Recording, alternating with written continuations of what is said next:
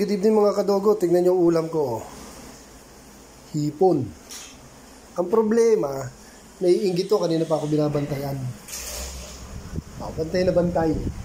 Hindi naman sila pwede sa hipon dahil allergy sa kanila yun. Pero kumain na sila. Ulam nila kanina is yung chicken liver. Yan.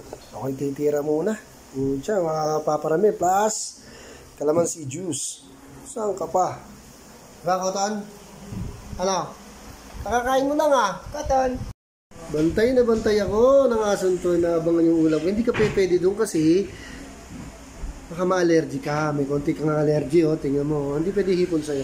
Tsaka kakakain mo lang, di ba? Tapos buntis, oh. Ay, nakabuntis. Mamatay ka sa init sa akin. Naabangan din ako. Hindi kayo pwede kasi sa hipon. Paano? Kakain mo na ako, ha? Thank you for watching mga kadogo.